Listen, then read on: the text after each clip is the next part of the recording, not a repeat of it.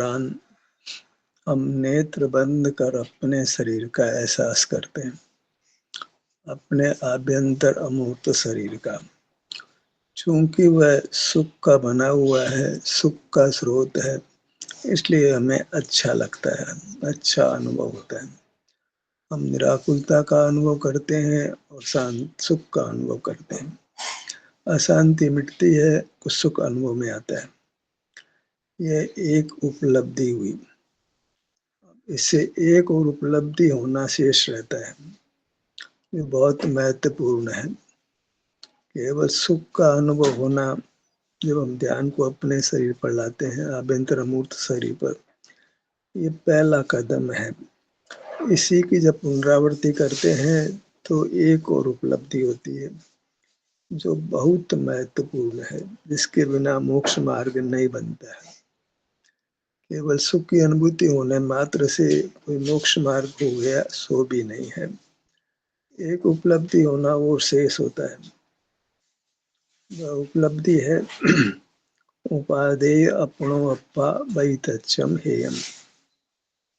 ये अपना आभ्यंतर अमूर्त शरीर है, ये उपादेय है, ये ग्राह्य है। इसके अलावा सब पदार्थ, इसके अलावा जितना भी पूरा ब्रह्मांड के सारे पदार्थ, हेयम, हे है, उपादेय नहीं है, ग्राह्य नहीं है, जानने योग्य नहीं है।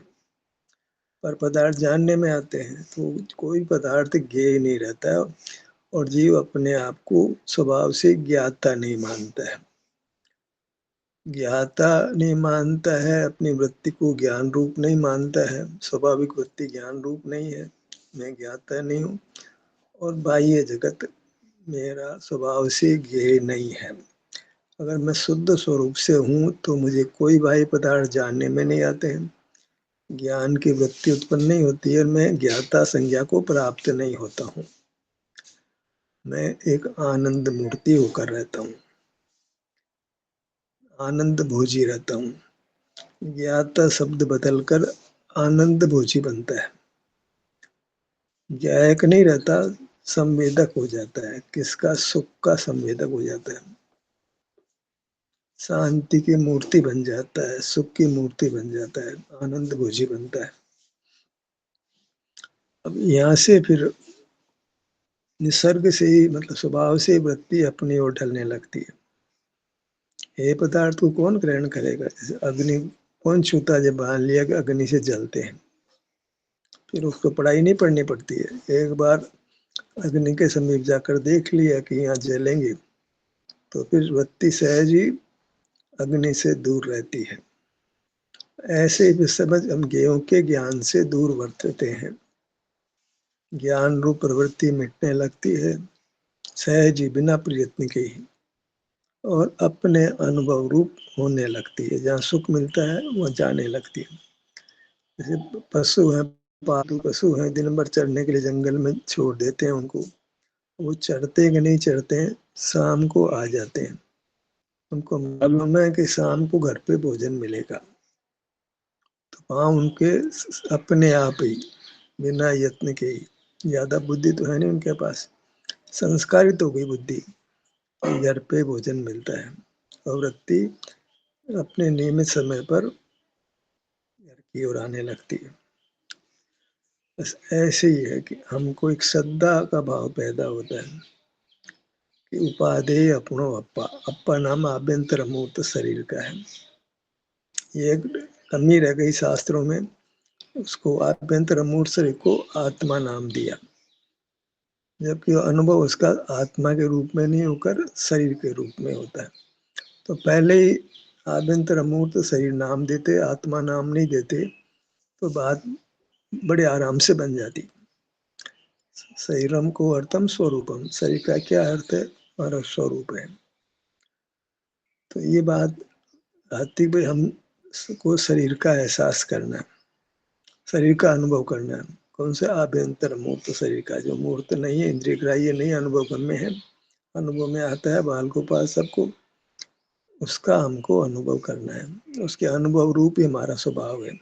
हम उसके अनुभूति रूप ही हैं। किसके? आभ्यंतर मूर्त के अनुभूति रूप है। हमारा स्वरूप ही ऐसा है। ऐसा अगर स्वाध्याय में लिया गया होता, इसी को लक्ष्य करके शास्त्र रचे जाते तो स्वाध्याय फलित हो जाता। एक गाथा पढ़ के काम हो जाता, 400-500 गाथा बड़ी बड़ी टीकाएं पढ़ने की जरूरत नहीं पड़ती, सुगमता से काम हो जाता। पर हम सही शब्द नहीं देने से वस्तु अनुपलब्ध हो जाती है, पहेली बुझाने लगते हैं।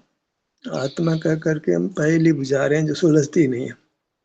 हमें ये अनसुलझी पहेलियां नहीं पता करनी है, सीधे सपाट मार्ग को सीधे सीधे चलना है।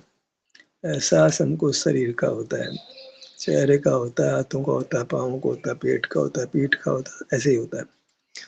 यही सुख के स्रोत से जुड़ना है, यही जो है कर्म क्षय का कारण बनता है।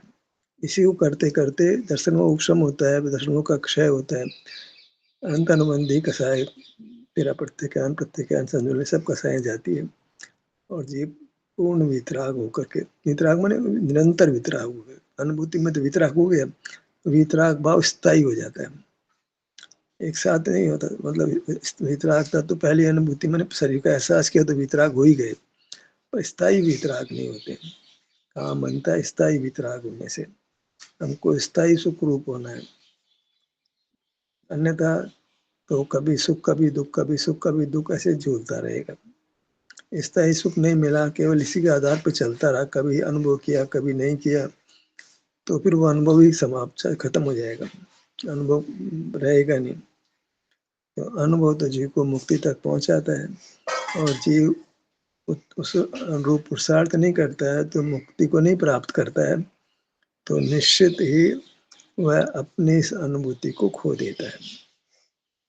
अधिक से अधिक काल लगे तो 7 भाव लगने चाहिए वर्तमान भाव को मिला के आगम के अनुसार, पर इतने भाव में मोक्ष नहीं जाता है तो समझ लो उसने जो उपलब्धि की थी उसको खो दिया है।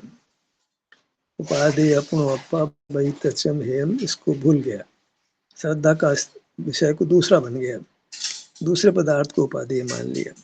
भोजन करना अलग बात है, वो कमजोरी है, पर भोजन उपाधि नहीं है, भोजन से सुख नहीं होगा। औषधि एक मजबूरी हो सकती है, पर औषधि उपाधि नहीं है, उससे मोक्ष नहीं होने वाला है, स्थायी सुख नहीं मिलने वाला है। वस्त्र है, मकान है, वाहन है, परिवार है, ये इनसे तात्कालिक दुख निवृत्ति के लिए भले उनको काम ले लें, बर्दाश्त नहीं हो तो। और अभी चूंकि शरीर भोजन के आश्रित है, साधना पूरी नहीं होती तो शरीर को नष्ट भी नहीं कर सकते, तो उसको भोजन लेते हैं, भोजन ग्रहण करते हैं, और जानते हैं भोजन तो पुद्गल है, पुद्गल से क्या सुख मिलेगा, उसमें पूरा पूरा पुद्गल को देख लो, भोजन में रंस मात्र सुख स्वभाव नहीं है।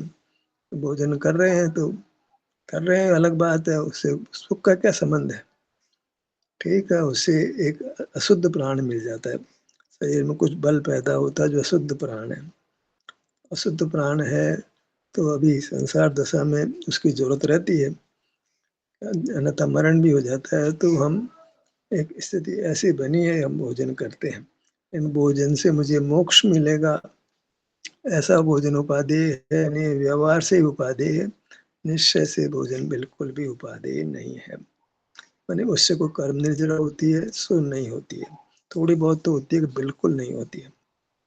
भोजन ग्रहण करना एक दुख निवृत्ति का तात्कालिक उपाय होता है, पर उससे भोजन की आवश्यकता बनती है। भोजन की आवश्यकता तो उपवास करने से मिटती है, मैंने भोजन नहीं करके अपने शरीर में वास करो, इस तरह मोक्ष मार्ग बनता है। भोजन करना, भोजन नहीं करना, और भोजन तो नहीं किया और अपना शरीर में निवास भी नहीं किया, तो दोनों भोजन करना और नहीं करना दोनों एक जैसे हो गए, दोनों में कुछ अंतर नहीं रहा। और कुछ समय तक भोजन नहीं करे, कुछ दिनों तक तो मर ही जाएगा, तो ऐसे कोई मार्ग नहीं बनता है। हमें ये देखना है कि उस परिणाम तक पहुंचना है जहाँ हमको उपाधि ग्राह्य पदार्थ केवल अपना आभ्यंतर अमूर्त शरीर लगता है, और उसमें भी साध्य है वह सुख की स्थिति है, वह सुख की स्थिति भोगने से सुख होगा। तो सुख की स्थिति में ही वृत्ति फिर मुख्य रूप से केली करती है, बाकी को तो सहन करती है शांति के साथ में। वेदना को भोगते हम नहीं कहेंगे, वेदना को शांति से सहन करते हैं। ऐसा कोई विचित्र संभाव होता है शारीरिक सुख दुख में। संभाव तो इसलिए कि दोनों में हम खड़े हैं, पर बाकी दोनों में जाते अंतर फर्क है। सुख का अनुभव करना उसको मोक्ष मार्ग मानते हैं, और दुख को तो हम सहन करते हैं, एक उदय को भोगते हैं, क्योंकि हमारा जोर नहीं चल रहा है। पूर्व कर्म को भोग कर नष्ट करते हैं। सुख का अनुभव तो मोक्ष का मार्ग ही है। इस प्रकार मोक्ष मार्ग के संबंध में हमारी धारणा एकदम निर्मल हो जाती है। हम जो करने योग्य कार्य वो करते हैं, नहीं करने योग्य कार्य तो मजबूरी से होता है, करते नहीं है। अब यहाँ कोई कहे कि प्रथम ही ध्यान होता है, करते नहीं है, तो फिर वो प्रमाद को उत्पन्न करता है। जब समय होगा तब ध्यान होगा, उसमें हमारा कर्तापना नहीं है। जीव तो सब कुछ निश्चित है, उस निश्चितता की पराधीनता हो गई। सब निश्चित है तो हमारे उन केवल ज्ञान के पराधीन हो गए, सर्वज्ञता के पराधीन हो गए। सब विपरीत चिंतन है। हम अपने उपादेय वस्तु को ग्रहण करेंगे तो उपादेय भाव होगा, हे वस्तु ग्रहण करेंगे तो हे भाव होगा। जैसा जो बोगे तो जो उगेगा, गेहूं बोगे गेहूं उगेगा। उपादेय वस्तु अपना आभ्यंतर अमूर्त शरीर है, उसका ग्रहण करेंगे तो उपादेय भाव पैदा होता है। इसको हम सुख कहते हैं, अतीन्द्रिय सुख कहते हैं, स्वाधीन सुख कहते हैं। तो अपना आभ्यंतर अमूर्त शरीर, उसमें अतीन्द्रिय सुख की दशा, ये हमारा साध्य है। ध्येय को, साध्य को, कुछ भी को शब्दों में ज्यादा उलझना नहीं है। बस ये काम हमको करना है। ये काम चारित्र कहलाता है, मोक्ष मार्ग कहलाता है। जहाँ हम केवल अपने शरीर को उपादेय ग्राह्य मानते हैं। पूज्य कह दो भले से, उपादेय हो तो उसका नाम पूज्य भाव, पूज्य पदार्थ है, आदरणीय है, श्रद्धेय है। श्रद्धा का श्रद्धेय मतलब अपने विश्वास का कौन है विश्वसनीय जिसका विश्वास करें। दुनिया में कौन इसका विश्वास करे? माता पिता का, भाई बहन का, सब छोड़ के चले जाते हैं, या हम चले जाते हैं। धन भी छोड़ के चले जाते हैं। वो तो जब कुछ पता ही नहीं लगता चला भी जाता है। ऐसे कारण कला बनते हैं, धन चला जाता है, विश्वास नहीं कर सकते। एक अपना आभ्यंतर अमूर्त शरीर, वो सदा रहेगा। सुख स्वभाव भी इसका सदा रहेगा। सुख स्वभाव पैदा नहीं करना है, वो अनादि से सुख स्वभाव प्राप्त है। वस्तु वैसी बनी है कि वह ब्रह्मांड बराबर आकार इस क्षेत्र वाली है और सुख की वाली है, और उसमें सुख का परिणाम भी किसी रूप में होता है। कभी प्रकट होता है, कभी इतना अल्प होता है कि हम उसकी खबर नहीं ले पाते। दुख की अनंतता सीमता नहीं होती, सुख असीम होता है। तो जीव उस सुख की स्थिति को उपादेय मानता है। अपना विस्तार उपादेय और स्वाधीन सुख उसमें होता है, वो उपादेय। भाई हमारे लिए तो परमात्मा का रूप इतना ही है, हमारा आदर्श इतना ही है, हमारा साध्य इतना ही है। हमारी को इसी की भक्ति करनी है, इसी की भावना पानी है, इसी की रक्षा करनी है, इसी को संभाल के रखना है। इसको विस्मरण नहीं करना है, इसको अनुभव से च्युत नहीं होना है। इसके अनुभव से, इसी के अनुभव में लीन रहना है। अपने में मगन का क्या मतलब है? उन्हीं नगन निज में मगन अकंप विराजे। निज में मगन कैसे होते हैं भाई? अकंप कैसे होते हैं? और नग्न कहते हैं परिग्रह से रहित में, पर के जानने से रहित कैसे होते हैं? नगन कहने से इंद्रिय ज्ञान का अभाव हुआ, खाली हो गया एकदम, कोई ज्ञान नहीं हमारे, वो नगनता है। वस्त्र उतार दी, वो सेकेंडरी बात है। नगनता मुख्य रूप से है कि बाह्य पदार्थ को ज्ञान में से निकाल दिए। ज्ञान में नहीं आता है वो। कब नहीं आता है? जब अपने स्वरूप का संचेतन करते हैं, अपने क्षेत्र में जो सुख की स्थिति है उसका अनुभव करते हैं। तो हमने बाह्य पदार्थों को ज्ञान में नहीं आने दिया, मैंने ज्ञान भी नहीं हुआ, ज्ञान भी नहीं हुआ, और हम ज्ञायक भी नहीं हुए। कार्य हो तो उसका कर्ता हम कहलाते हैं। ज्ञान नहीं हुआ तो फिर ज्ञाता भी नहीं, मैंने ज्ञायक ज्ञाता एक ही बात है, नहीं हुए। और बाह्य पदार्थ हमारे ज्ञान का ज्ञेय नहीं बना, वो ज्ञेय नहीं रहा, हम ज्ञायक नहीं रहे। संबंध टूट गया पुद्गल के साथ में। फिर हमारा संबंध अपने मूर्त के साथ रहा, जो हम स्वयं ही है। स्वयं का स्वयं के साथ संबंध विस्तार वृत्ति में परस्पर स्वस्वामी संबंध बन जाता है। कथन मात्र ही है, दोनों ही है, ऐसा शब्दों में ऐसा कहना पड़ता है। अनेकांतात्म वस्तु को इसी प्रकार कहना पड़ता है। और कोई तरीका नहीं है, तो वस्तु अवक्ता भी रहती है। वस्तु वास्तव में तो वस्तु कथन से परे, कथन में नहीं आती है, वो तो अनुभव में है, अनुभूति में आती है। उसका विस्तार भी अनुभूति में आता है, उसकी वृत्ति भी अनुभव में आती है, स्वयं के ही आती है, स्व संवेद्य है, स्वयं के संवेदन में आती है, स्वयं स्वयं का संवेदन करता है। तो फिर विस्तार तो सब विस्तार तो संवेदन करता ही नहीं है, तो विस्तार को अलग नहीं है, विस्तार वृत्ति इसमें द्रव्य है। तो कोई भी कैसा भी हम कथन करें, बात तो प्रमाण रूप ही है कि विस्तार वृत्ति में द्रव्य अपना अनुभव करता है। अब द्रव्य को हम केवल विस्तार रूप देखें, केवल द्रव्यार्थिक में से देखें, तो फिर वह प्रमाण हो जाएगा। तिरोभाव करना, एक का आविर्भाव करना अलग बात है, पर एकांत रूप केवल उसको क्षेत्र रूप ही देखना, तो वह फिर वस्तु का अभाव हो गया। एकांत क्षेत्र रूप वस्तु आत्मा नहीं है। विस्तार है तो वहाँ वृत्ति, सुख रूप वृत्ति भी, या बहिर्मुख है तो राग रूप वृत्ति, दुख रूप वृत्ति भी उसी विस्तार में है, विस्तार के बाहर नहीं है। तो हमने शरीर का एहसास किया, इसमें बात गर्भित हो गई कि शरीर में जो सुख की स्थिति है उसका हमने एहसास किया, उसका अनुभव किया, तो उससे सुख बढ़ता है। जो जो सुख भोगता है तो सुख बढ़ता है, और कोई तरीका नहीं है। जिसको भी असीम सुख प्रकट हुआ है, स्वाधीन सुख प्रकट हुआ है, वो फिर सुख का अनुभव करने से ही हुआ है। फिर अपने विस्तार के सन्मुख होता है और उसको सुख का अनुभव होता है, क्योंकि वो सुख से के स्रोत से जुड़ा है। तो फिर सुख के स्रोत से जुड़कर जो सुख का अनुभव होता है, उससे कर्म नष्ट होता है। कर्म जो बंध गया वापस कार्मण रूप हो जाता है, और हम बंधन से मुक्त हो जाते हैं और सुख व्यक्त हो जाता है। यही तरीका है कि हम अपने को सबसे पहले अमूर्त देखें, सुख स्वभावी देखें, और क्षेत्र से भी एक अनुमान ज्ञान में ले लें कि जो क्षेत्र अभी व्यक्त है, इंद्रियादि के आकार रूप, अस्पाद आदि के आकार रूप, ये तो कर्म की रचना है। कर्म के निमित्त से नैमित्तिक भाव है। जो नैमित्तिक भाव है वो हमारा स्वभाव नहीं है। कर्म के अभाव से जो क्षेत्र का रूप बनता है, वह हमारा परिणाम, वो हमारा स्वभाव स्वरूप है। शरीरम को अर्थम स्वरूपम, वास्तव में स्वरूप तो तीन लोक प्रमाण ही है। वर्तमान शरीर के आकार वो हमारा वास्तविक स्वरूप नहीं है, वो तो एक औदैहिक है। नाम कर्म के उदय से वो दशा बनी है। नाम कर्म नहीं रहता है तो औदैहिक भाव भी नहीं रहता है, फिर हम शरीराकार नहीं रहते हैं, हमारे मूल आकार में आ जाते हैं। आकार हमारा विशाल है, और जब कर्म नहीं रहता है तो हमको संपूर्ण मूर्त अनुभव में आती है। वेद ने कर्म का उदय भी नहीं है, मोह ने कर्म का उदय भी नहीं है, सब कर्मों का नाश हो गया है। तो संपूर्ण सुख की स्थिति जीव के अनुभव में आती है, स्वाधीनता से आती है, और अनंत काल तक आती रहेगी। इंद्रियां नहीं है, ज्ञान नहीं है, बल शरीर नहीं है, मूर्त शरीर नहीं है, तो मनुष्य काय का बल भी नहीं है।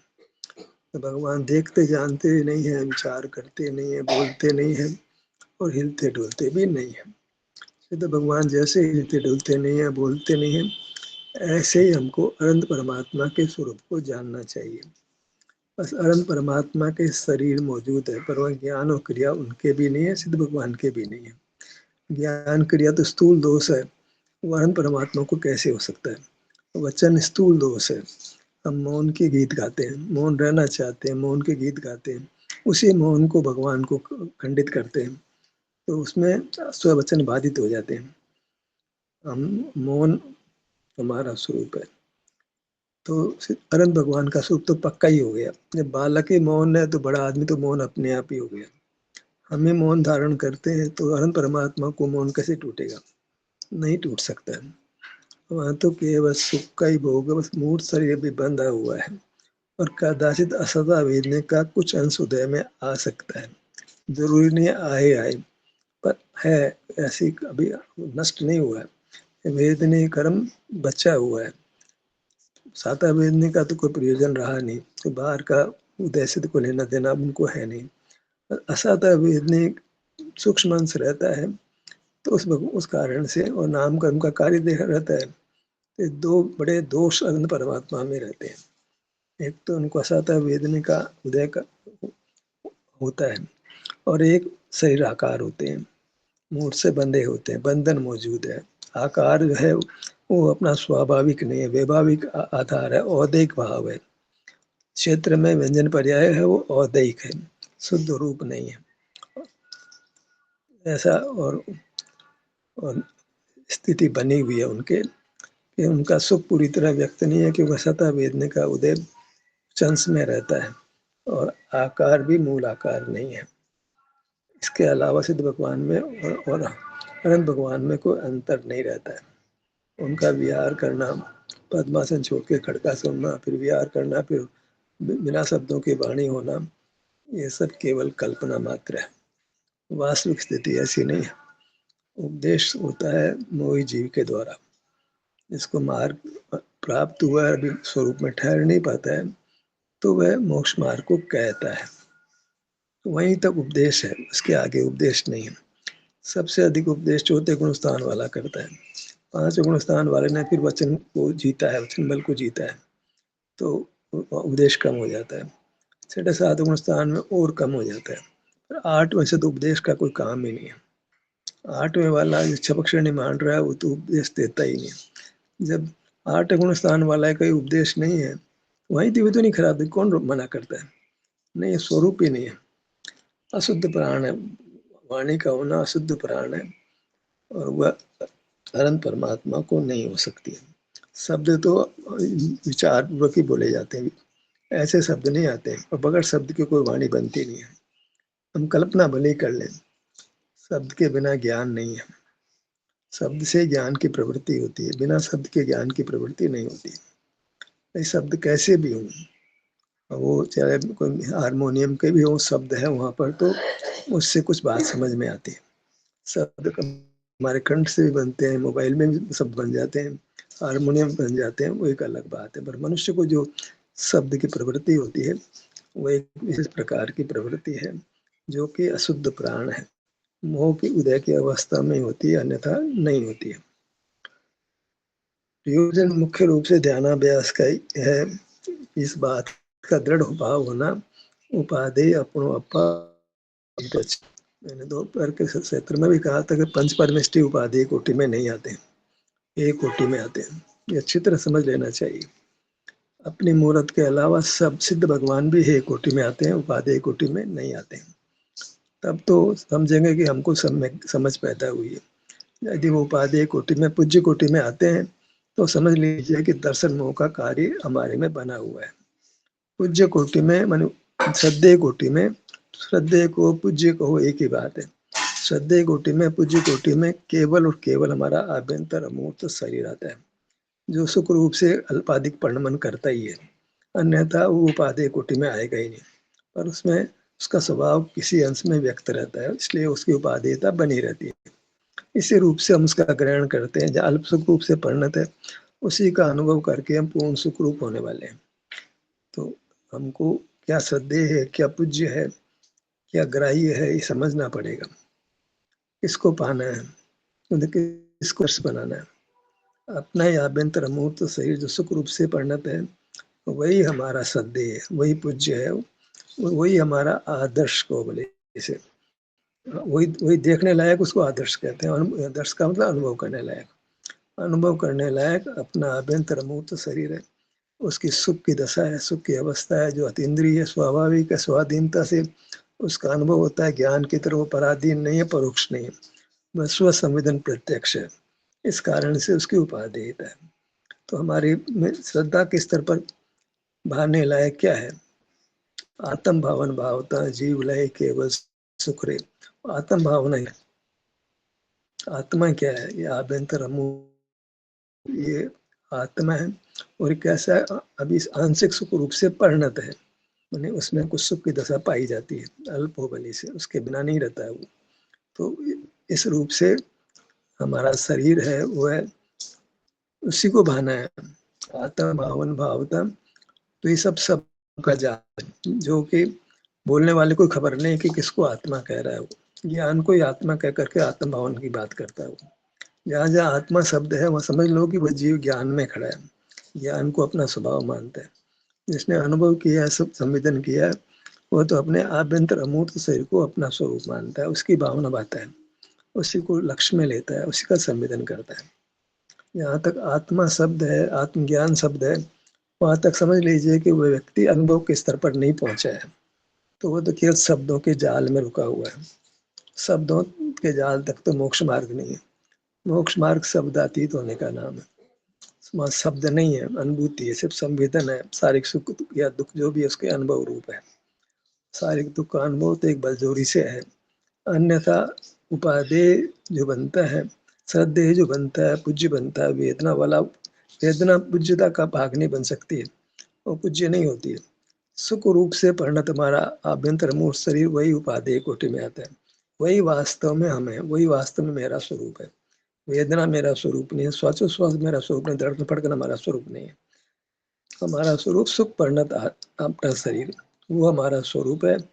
उसमें हमको लीन रहना है, उसमें मगन रहना है, उसी को उपादेय मानना है, उसी को पूज्य मानना है, उसी को श्रद्धेय मानना है।